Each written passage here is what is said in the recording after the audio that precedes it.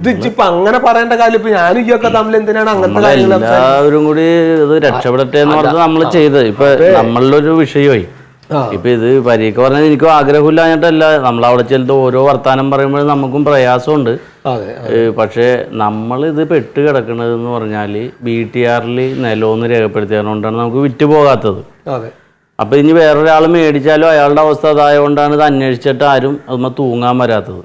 ഇതിപ്പോ ഈ നടപടിയാണെങ്കിലേ നമ്മൾ വാങ്ങിയിട്ടേക്കണ പ്ലോട്ട് ഒരു 30 സെന്റോളം വരുമല്ല. 30 സെന്റ് ആകാൻ ഒരു ചില്ലറ വ്യത്യാസമുള്ളൂ.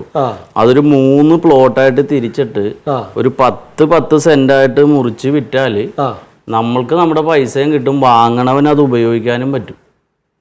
എന്ന് പറഞ്ഞാൽ എങ്ങനെ എന്ന് പറഞ്ഞാൽ ഈ 10 സെന്റ് വാങ്ങണവന് അത് നികത്തിയിട്ട് വീട് വെക്കാനുള്ള ഒരു നിയമം ഇപ്പൊ പാസ്സായിട്ടുണ്ട്, ഞാൻ പറഞ്ഞില്ല. അപ്പൊ അത് അങ്ങനെ വാങ്ങിയാല് ഇത്രയും ബൾക്ക് പൈസയും വേണ്ട, സാധാരണ ഒരാൾക്ക് വാങ്ങാനുള്ള എമൗണ്ട് വല്ലേ വരുള്ളൂ. അതേ വരുള്ളൂ. അല്ല അപ്പൊ അങ്ങനെ ആകുമ്പോ നമുക്ക് ഈ വീട് വെക്കാനുള്ള അനുമതി നമുക്ക് ശരിയാക്കി കൊടുക്കാന്ന് നമുക്ക് പറയാൻ പറ്റുമോ? നമ്മൾക്ക് ശരിയാക്കി കൊടുക്കേണ്ടവരേക്കാ നമ്മളുടെ പേരിൽ കിട്ടൂല. നമുക്ക് നിലവിൽ വീടുണ്ടല്ലോ, ആ ജില്ലയിൽ വീടും സ്ഥലവും ഇല്ലാത്തവർക്കാണ് ഈ ഒരു നിയമത്തിൽ കിട്ടണത്. അപ്പോൾ ഒരു വീട്ടിൽ നിന്ന് മാറിയിട്ട് വേറൊരു വീട് വെക്കാൻ നടക്കണവന് ഇത് വാങ്ങിയാൽ അത് നടപടിയാവും, നമുക്ക് നമ്മുടെ പൈസയും കിട്ടും, വലിയ എമൗണ്ടും പറയണ്ട. അല്ല ഞാൻ ആലോചിക്കണത്, അങ്ങനെ ഇത് എടുത്താൽ നിങ്ങൾക്ക് ഇത് ശരിയായി കിട്ടും എന്ന് പറഞ്ഞാൽ അങ്ങനെ ആരെങ്കിലും സമ്മതിക്കുമോ? അതൊക്കെ ശരിയാക്കി കൊടുക്കണ എഞ്ചിനീയർമാരുണ്ടെന്ന്, അതിന്റെ ആ പേപ്പർ ശരിയാക്കി വീടും പ്ലാനും ലോണും ഒക്കെ ശരിയാക്കി കൊടുക്കുന്ന ആളുകളുണ്ട്. നമ്മൾ അവരെ ഏൽപ്പിച്ച് അത് വിറ്റ് പോയിക്കോളും.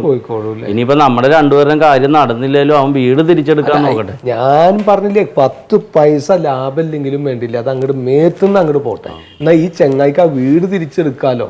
എനിക്ക് ആ ഒരു ബേജാറ് ശരിക്കും ഇവന്റെ കാര്യം നോക്കുമ്പോ ഇവൻ ഇന്നോ നാളെ ഒന്നും ഈ സ്ഥലം തിരിച്ചു ഇപ്പൊ കുടിയും മുറിയേക്കണ ഈ ഒരു കാരണം കൊണ്ടാണ് നമ്മളോടോട്ട് പറയാനും പറ്റണില്ല.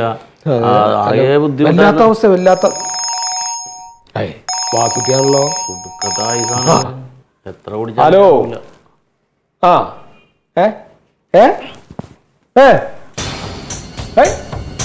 എന്തു പറ്റി? പടച്ചറബ്, എന്തിനാണ് ഇപ്പൊ അതിന്റെ മോള് കൊത്തിപ്പിടി? പറയ്. അതെ, ഓ അത് ശരി. എന്തേല് ഞാൻ ഇപ്പൊ ഇവിടെ ഞാൻ ജോസൂട്ടിന്റെ അടുത്താണ് ഇരിക്കണത്. ഞാൻ ഇപ്പൊ എന്റെ കാര്യമൊക്കെ തന്നെ പറഞ്ഞിരിക്കുകയാണ് ഞങ്ങളിവിടെ. അങ്ങനെ പറഞ്ഞു അല്ലേ? അത് വിഷമിക്കണ്ട. ഒരു കാര്യം ചെയ്യ്, ആശുപത്രിയിലല്ല അവിടെ ഞാൻ വീട്ടിൽ പോകണോ? ഞാൻ ജോസൂട്ടിനായിട്ട് പോയിട്ട് ഞാൻ അങ്ങോട്ട് വരാം. അത് സമാധാനിക്ക് ഇപ്പോൾ വരാം, പേടിക്കണ്ട, അടങ്ങാറുണ്ടാ. ശരി.